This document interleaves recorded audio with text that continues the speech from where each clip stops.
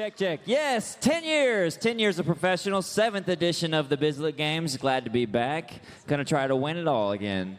Oh, absolutely. Especially this stadium brings the best out of us for sure. I think each man here has had a great performance here at the Bislett Game in the past. We're just trying to feel that again. Let's do it. Hello, everyone. Yeah, I mean, this is my my second or third time being here. It's actually the first time that the weather is so nice here, and conditions tomorrow is going to be even better. So I hope everyone's going to jump high. The field is packed with amazing guys. Everyone is capable to jump high. So yeah, I hope tomorrow everyone will get the best out of us, and yeah, it's going to be a great show. Everyone's going to enjoy it, and hopefully we all jump high. Nah, I chose to stay at home this time. I'm not staying in the hotel. No, we're pretty close. We always hang out, and I mean, we spend so many hours at the track together, like so many times every year. So, like, you kind of have to. If not, you're going to be so tired out there. And Arman, welcome to Oslo. Thanks I for think having it's me. for the 4th time or something. It has to be more, no? Or maybe the COVID 5th? as well. Impossible Games. Impossible Games. Yeah, if you count that one, then I've probably been here like 5 or 6 times, I think. But I really don't even know. But I feel like I've been here a lot of times. Yeah. So you kind of feel like home. Kind of feel like home, like halfway. You know, I love this meet for a lot of reasons, and I love coming here. One of those reasons is not the guarantee of good weather. That's not one of the reasons. But this time we do happen to have some good weather, which I'm really happy about because I feel like I've been a little bit unlucky, and we all have been the past few times I've been here. So now it seems like it's no excuses. It's all upon us and to jump high and go out there and try to put on as good of a show as we can. So that I'm super excited about. I don't know. I feel like for the most part, I'm pretty good at getting it out of my system, you know? Like anytime I do something really nice and that I accomplish something great, I feel like I'm good at really getting it out, partying hard for just a day or two. And then I feel like after that, I kind of recoup and I'm rejuvenated in a way mentally, and then I'm ready to get back to it. And fortunately, last year I had a lot of things to party and to celebrate, so that I'm very thankful for. But I feel like I partied it out of my system, and so now I feel like after that in the fall when I got back to training, I was ready to get back in shape. I was starting to feel a little bit fat. I was just eating whatever I wanted to for too long, and so it was time to lock back in. I mean, yeah. I mean, most of us. I mean, we know each other for 10 years or more, and of course, we grew up watching Sam and Renault, and being able to be here and actually be a part of this historic pole vault era. It's something amazing, and you know, I'm really honored to be here, trying my best, and being able to jump as high as possible with all my friends. And yeah, it's history in the making. Everyone is doing their best, and yeah, everyone, as I said, everyone is capable of jumping high, and tomorrow I think is going to be the day that we're gonna have a great show. Okay, so the first question goes to Mr. Karsten.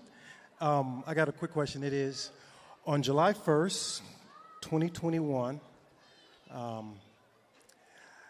a gentleman held a world record for about 29 years before you guys were even born. What was that feeling that you may have had on July 1st, 2021? You got your own mic. To me, of course, it was an amazing feeling. It was something we had chased for a very, very long time, and I knew that especially you were watching all the races, just waiting for the bomb to explode. So it was here at home soil that I was able to break the world record for the first time, and of course, it's a great memory. And having Alison dos Santos right behind me there, we were both running good times. So it's an amazing memory that I will cherish forever, because you will not often get the chance to break the world record at home. I have another question for you, Carson. I heard it's an urban legend. Is it true that before each race you dip your shoes in Red Bull? Yeah, it's just to get them wings, you know. Okay. Yeah. I'm just checking. In the stage that we are right now, you can't just have your favor, you know. You're going to have, like, all of us running tomorrow to prove who is the fastest right now in the 300. And I'm excited for it. It's a different event, going to be, like, official. So, you know, just come on here, one of those guys that, like, I'm really, really proud to be part of. I'm excited. Tomorrow going to be a great day, and Sunday will be even better. It's a weird one because the measurements are different in the beginning. That was my question. But we go back to that 400 pattern throughout the rest of the race. So it's just one of those things where you just have to feel it out and see what happens. But as far as conditioning goes, I think I'm in pretty okay shape right now. You know, we'll find out tomorrow. You're right. You totally Where I'm answered. I at. had another question for you guys as well, because I know coming out of California, we run the 300-meter hurdles. In Yes. that race, there are 8 hurdles. Yeah. The 8 hurdle It's like right ends here. 15 yards Yeah. before the finish line. Right. And I know for a fact that I just found out there's only 7 hurdles in the 300-meter overall race. So the three of you, how do you make that adjustment, having, 40 meters, 45 meters? It's 50. Is it 50 meters for Yeah. the first Yeah. hurdle? Wow. Okay. How do you make? Well, first of all, the one with the most expertise in the 300-meter hurdles is Mr. Vorheim. How do you make the adjustment? The first hurdle is weird, and it's as Rai says. You have to run the race a bit differently than you used to, and especially the first hurdle is the trickiest part. Actually, that's where it's all very weird. But after that, it's the same stride pattern, but just a little bit quicker than the 40-meter hurdle. So it's a funny way to mix it up. I like it. So if we're going by stride pattern, I was known to go for a few hurdles, going 12 steps, hurdles 4 and 5. There's a gentleman here who stands about 2 meters tall, who consistently goes 12 strides for at least, 7 to 8 hurdles, if not the whole race, or close to? Nah. I'm doing like 4 hurdles of 12 because we could run more, but we couldn't practice that. Just Gotcha. training with 12 is crazy. Yeah. I think today, in this day and age, the way we train, our recovery methods, and just how we select to race kind of plays in our performative advantage. I think back then, things were a little different with how they trained. You did a bit more, but now things are way more efficient, and coaches are now figuring out, hey, I don't actually have to do that much to get, the best performance out of my athlete. If I write great workouts and I have a solid recovery program and a recovery plan, then that actually boosts your performance. And we have a lot of, I feel like today we're a big data-driven society.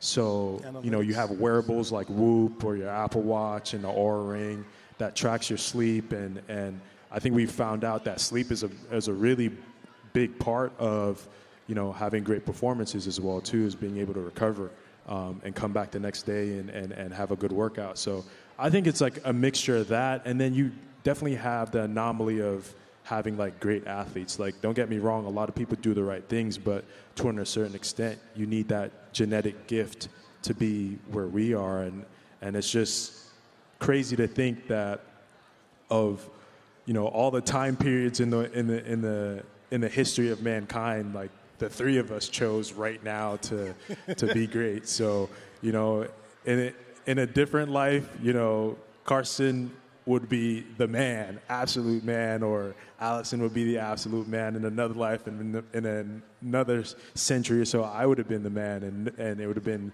Just plan it better than yeah, exactly, yeah. So yeah, Everyone got 1 year. This one you won, and one another one.